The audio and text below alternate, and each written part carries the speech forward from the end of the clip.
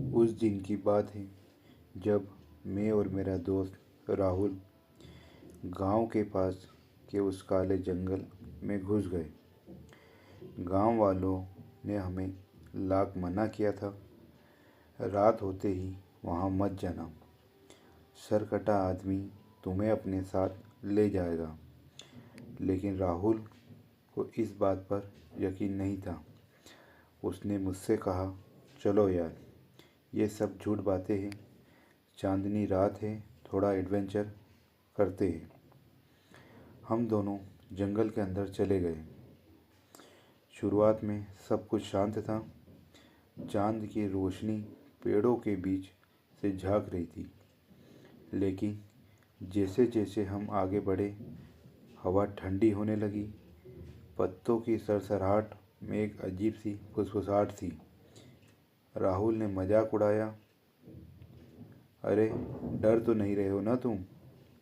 मैंने हंसते हुए कहा, नहीं, बस यहाँ का माहौल कुछ अजीब लग रहा है।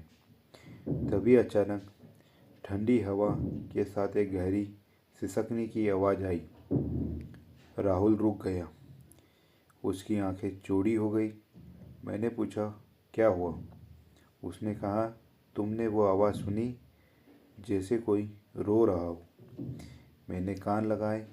हवा में वाकई एक धीमा रोने जैसा स्वर था। चलो यार, यहाँ से निकलते हैं, मैंने डरते हुए राहुल से कहा। लेकिन राहुल ने मना कर दिया, नहीं, आगे चलो, देखते हैं कौन है ये।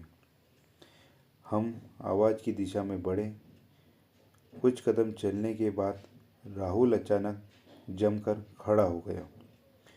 उसने मेरी कलाई पकड़ ली और धीरे से बोला, देखो वो पेड़ के नीचे। मेरी भी सांसें तेज हो गई। पुराने बरगद के पेड़ के नीचे एक सफ़ेद कुर्ता पहना हुआ आदमी बैठा था। उसका सर नहीं था।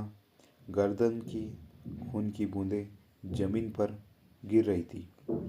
मैंने चीखने की कोशिश की, लेकिन आवाज़ गले में अटक गई। राहुल का चेहरा सफ़ेद पड़ चुका था। तभी वो सरकटा आदमी हिला। उसने अपना दायां हाथ उठाया और हमारी तरफ इशारा किया, मानो कह रहा हो, आओ, मेरे पास आओ। राहुल ने मेरा हाथ खींचा, भागो, यहाँ से भागो। लेकिन हमारे पैर जैसे ज़मीन में धंस गए हो। वो आदमी धीरे धीरे हमारी ओर बढ़ने लगा। उसकी गर्दन से निकली हवा की सीटी जैसे आवाज़ आने लगी। मैंने अपनी आंखें बंद कर ली। राहुल चिल्लाया, भागो यार, वो आ रहा है। लेकिन जैसे ही हम मुड़े, वो आदमी हमारे सामने प्रकट हो गया। अब उसके हाथ में एक कटा हुआ सर था। वो सर हमें घूर रहा था। उसकी आंखों से खून बह रहा था। मैंने राहुल को धक्का दिया, दौड़ो यहाँ से। हम जंगल से बाहर भागे। पीछे से वो आवाज़ गूंज रही थी, तुम भाग नहीं सकते, मैं तुम्हें ढूंढ लूँगा। जब हम गांव पहुँचे तो हमारे कपड़े पसीने से लथपथ थे। गांव वालों ने देखा तो चिल्लाए, तुम लोगों ने जंगल में कदम रख दिया, वो भूत तुम्हारे पीछे जरूर आया होगा। उस रात के बाद राहुल बीमार पड़ गया। वो बुखार में बड़बड़ा था, वो आ जाएगा, वो मुझे ले जाएगा। डॉक्टरों ने कहा यह सिर्फ सदमा है, लेकिन मैं जानता था असली वजह कुछ और थी। एक हफ्ते बाद राहुल गायब हो गया। उसका घर खाली था। बिस्तर पर सिर्फ खून के धब्बे थे। गांव वालों ने कहा सर कटे आदमी ने उसे अपने साथ ले लिया होगा। आज भी जब मैं उस जंगल की तरफ देखता हूँ तो लगता है कोई मुझे घूर रहा है।